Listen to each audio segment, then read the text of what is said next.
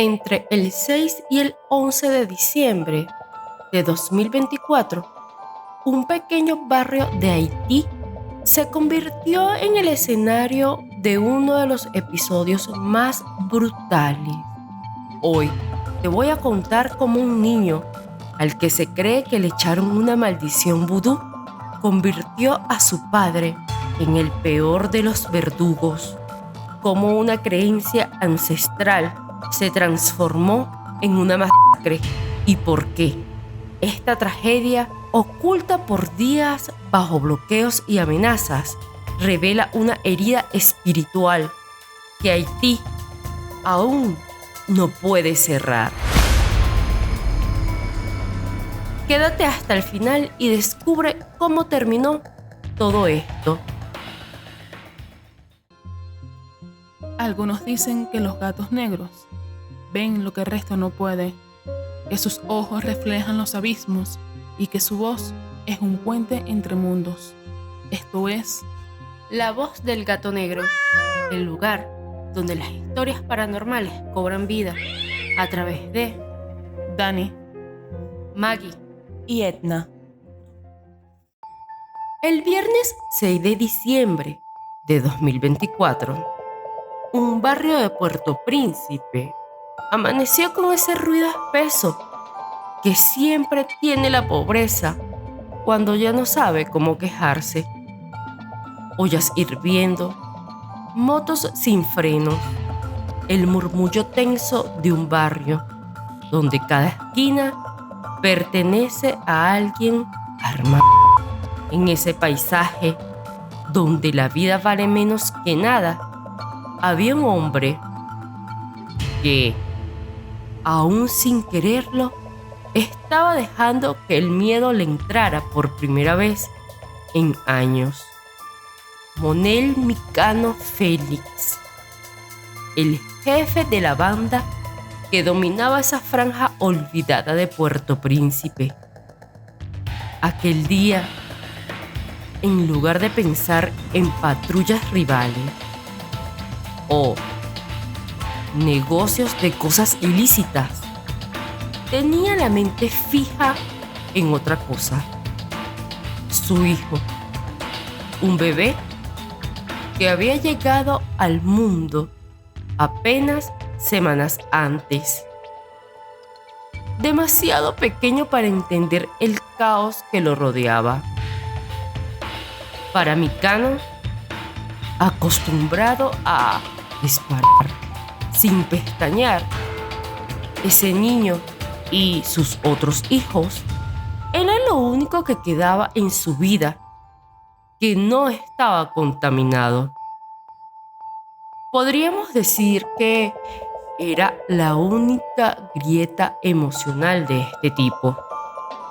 Pero desde hace 2 días, algo no estaba bien. Y ese 6 de diciembre, todo empeoró. El bebé amaneció con una fiebre altísima, un calor que parecía no venir de la piel, sino de un incendio interno. Respiraba con dificultad, como si cada inhalación fuera un pequeño combate. Lloraba sin fuerza, con un gemido apagado, irregular, que hacía que incluso los hombres armados de su banda bajaran la mirada. Por su parte, la madre intentaba alimentarlo, pero el niño rechazaba la leche, se arqueaba, luego se desplomaba, sudaba frío, temblaba. Era como si algo dentro de él estuviera apagándolo por partes.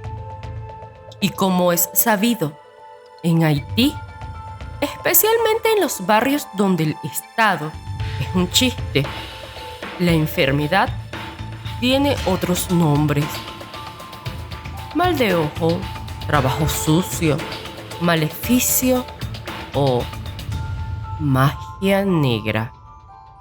Y aunque Micano siempre se burlaba de esas cosas, al menos de día, frente a sus hombres.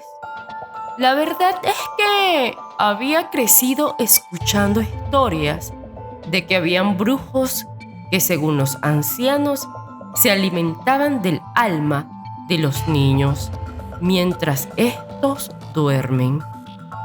Historias que uno dice no creer, pero que están ahí, grabadas como cicatrices culturales. Cuando el bebé empeoró, la esposa de Mikano visitó centros médicos, pero al ser hospitales precarios, no lograron dar con lo que tenía el niño, y aunque se presume que le recetaron algunas medicinas, estas no hicieron efecto en el pequeño. El deterioro era tan rápido, inexplicable y fuera de toda lógica médica que Mikano empezó a sentir algo que él creía que era incapaz de sentir: pánico puro. No era el miedo al que estaba acostumbrado, como el de una emboscada o quizás un enfrentamiento policial. Era un miedo peor, más grande, el de perder a su hijo. Así, el rumor fue creciendo entre los pasillos del barrio. Este niño no está enfermo. Ese niño está trabajado. Se escuchaba por allí. Alguien dijo que una anciana había pasado frente a la casa la semana anterior y que había murmurado algo. Otro aseguró haber visto un pequeño paquete de hojas amarradas con hilo bajo la ventana del cuarto del bebé. Y bueno, otro afirmó que había oído a 2 mujeres decir que ese niño no debía estar aquí, en este mundo. Las palabras flotaban como mosquitos: vudú, brujería, trabajo, maleficio. Fue entonces cuando uno de los hombres de confianza de Mikano le hizo la recomendación que, sin duda, marcaría el inicio de la tragedia de todo un barrio. Jefe, eso lo tiene que ver un Ougan. Un Ougan es un sacerdote vudú, no un chamán cualquiera. Es alguien que sabe leer los signos, reconocer si una enfermedad es natural o es enviada. Mikano sintió que tenía que agotar todos los recursos para salvar a su hijo. De este modo, al caer la tarde de ese viernes 6 de diciembre, cuando el bebé respiraba a golpes cortos, Mikano salió con él, envuelto en una manta. Lo acompañaron 3 de sus hombres, caminando con más respeto que en cualquier misión armada. Cruzaron el barrio hasta llegar a una casita que no destacaba desde afuera, pero que por dentro era un santuario.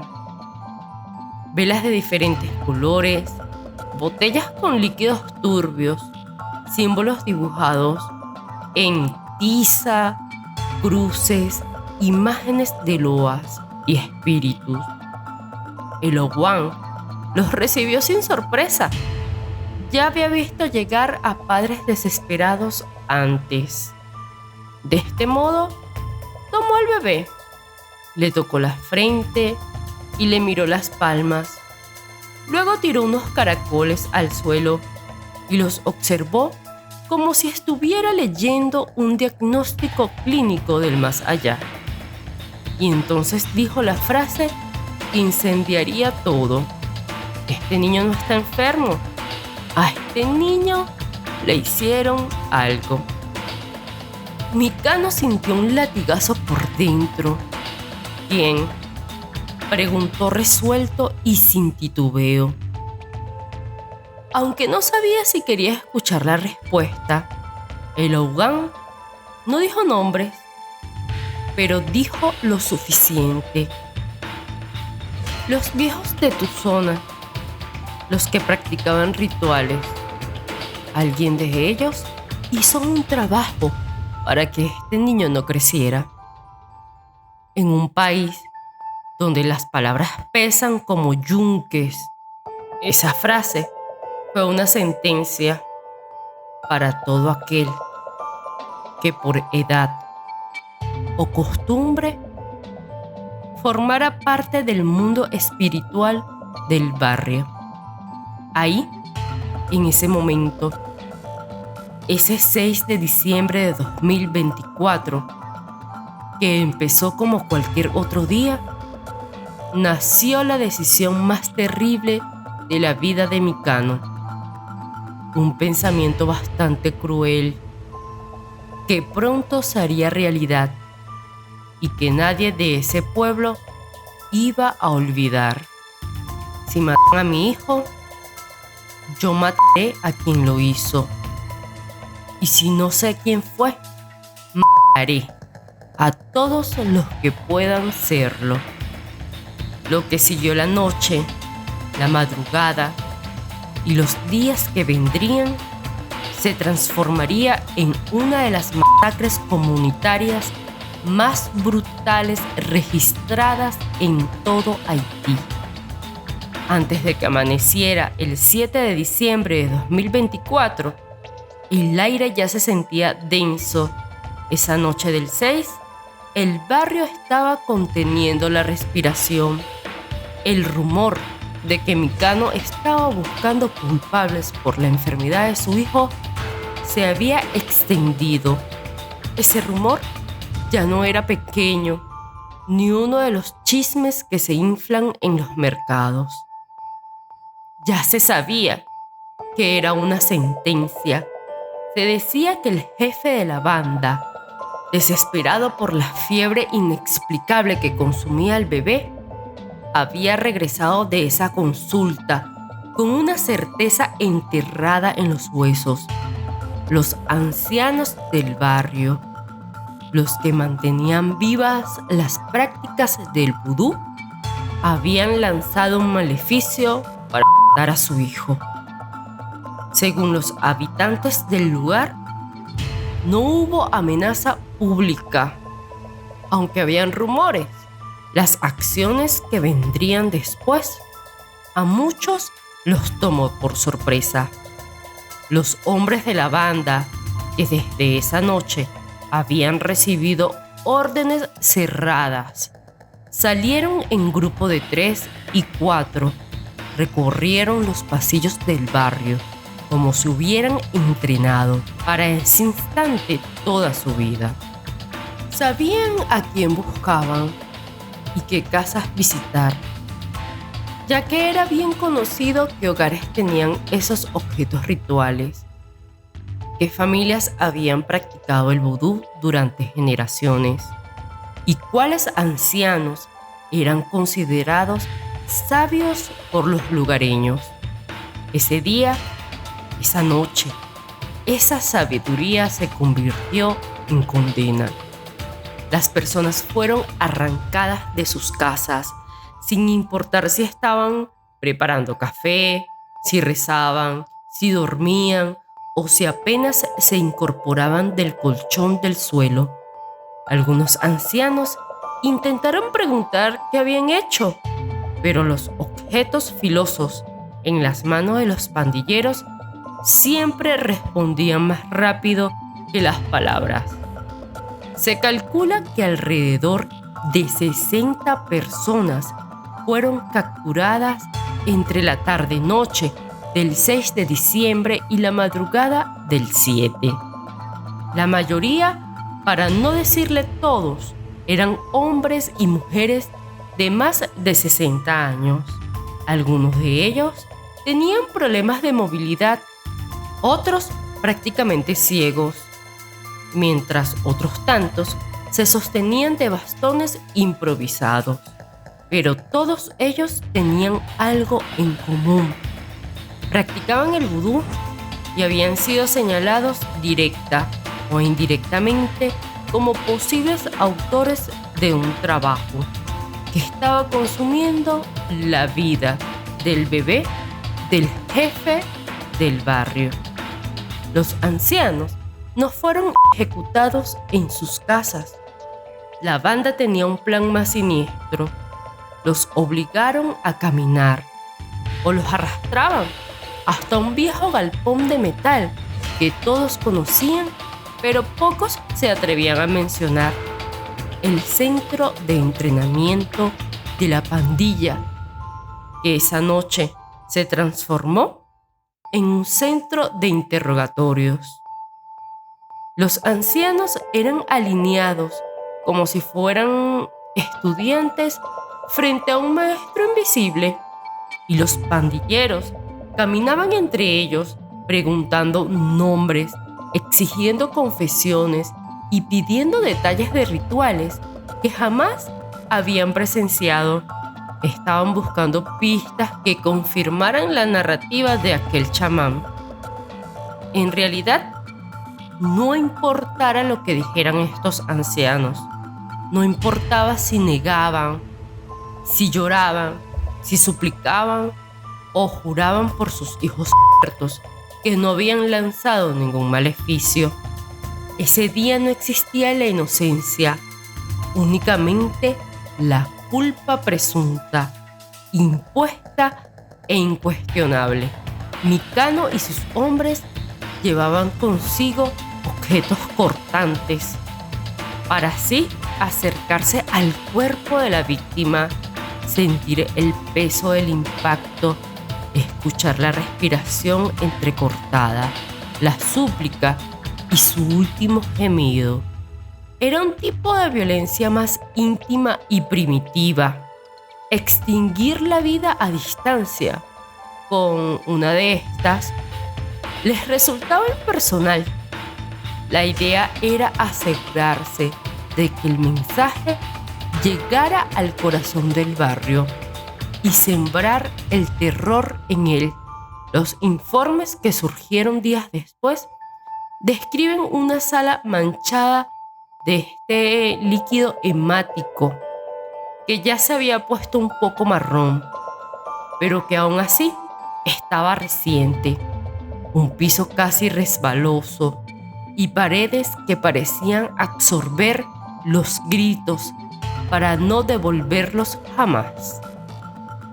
Para la tarde del 7 de diciembre, el número de suscritos de la vida ya bordeaba las 110 personas. A pesar de todo el terror que sembró Micano en ese lugar, ese 7 de diciembre, no pudo evitar que su hijo sucumbiera a lo que él llamó el cruel destino de una maldición vudú. Los días siguientes, el horror no terminó. Comenzó la fase más fría y calculada del operativo: la eliminación de los cuerpos. Un acto que no solo tenía un propósito práctico, ya sabes, el de evadir investigaciones, sino también uno simbólico y profundamente espiritual. Los cadáveres fueron trasladados a una zona menos visible. Allí, los pandilleros los quemaron y trocearon lo que quedaba de ellos, para finalmente ser arrojados al mar. Una acción que en Haití tiene un significado sagrado. Para el vudú haitiano, el cuerpo de una persona que ya no está en este mundo importa. Con los rituales se hace que la persona pueda tener una transición tranquila al más allá. Negar un entierro o quemar un cuerpo impide que la familia realice las ceremonias que permiten al espíritu encontrar su descanso. Esto sin duda fue más que una brutalidad, es una forma de condena espiritual, una que se extendía más allá de este plano. Y eso también fue parte del mensaje de Micano. no solo puedo desuscribirte de la vida, puedo impedir que tu alma descanse. Mientras todo sucedía, el barrio entero estaba bajo vigilancia extrema. Los teléfonos móviles eran revisados aleatoriamente. Se confiscaron dispositivos y se controlaba quién hablaba con quién. El acceso a Internet, que ya de por sí era inestable, fue bloqueado en su totalidad por la propia pandilla. La tragedia comenzó el 6 de diciembre de 2024, pero el mundo no supo nada hasta el 8 de diciembre de ese año, cuando la Red Nacional para la Defensa de los Derechos Humanos finalmente logró obtener información. Para entonces, ese lugar, ese barrio tan empobrecido en Haití, se había convertido en una comunidad traumatizada y reducida al silencio más absoluto. Las familias que habían sobrevivido comenzaron a salir de sus casas como animales que huelen el aire antes de exponerse. Caminaban en silencio, con pasos cortos, sabiendo que cualquier error, mirar demasiado a un pandillero, llorar demasiado fuerte o preguntar por un desaparecido, podía ser interpretado como un gesto de rebeldía. Se desplazaban con un respeto forzado por aquellos lugares y callejones donde habían sido arrastrados los ancianos. Miraban con terror el centro de entrenamiento, como si las paredes pudieran absorber y repetir los gritos. Pero sobre todo, evitaban acercarse al mar, porque el mar devolvía los restos. Flotaban pedazos de madera quemada, telas chamuscadas, fragmentos de cuerpos que la corriente no había logrado llevarse del todo. Los sobrevivientes caminaban sin ver, porque ver era demasiado peligroso para la memoria. En total, las autoridades y organizaciones humanitarias calcularon entre 184 y más de 200 personas desuscritas de la vida durante esos días. La mayoría eran ancianos que tenían relación con el vudú. Otros, familiares que se oponían a que sus ancianos fueran desprendidos del seno de sus hogares. Los informes internacionales comenzaron a circular el 8 de diciembre, aunque la tensión en el lugar se mantuvo hasta el 11, cuando el bloqueo informativo impuesto por la banda ya no pudo contener los testimonios filtrados. El mundo descubrió entonces lo que habían vivido, una purga espiritual que dejó a cientos de familias sin ancestros, ritos ni justicia. Días después, un documento oficial de la Unión Europea había declarado que el hijo recién nacido de Micano había fallecido a causa de una enfermedad desconocida. Hoy, en las noches más silenciosas, hay quienes dicen que todavía escuchan las oraciones interrumpidas de los ancianos. Otros aseguran que el mar, algunos días, trae voces en vez de espuma.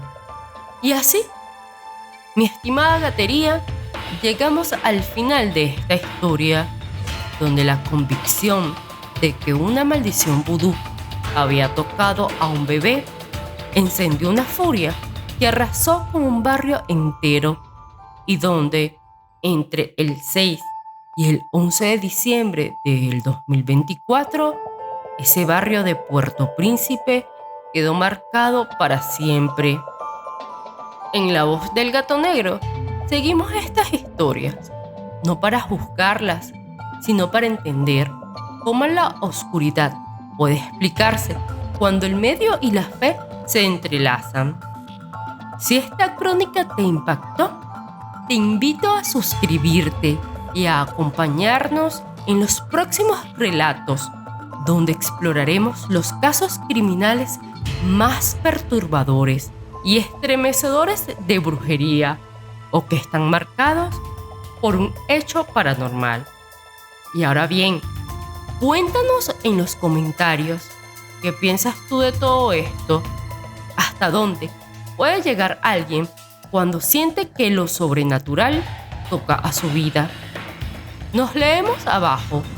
Mientras tanto, recuerda, cuando la noche guarda secretos, el gato negro siempre los encuentra.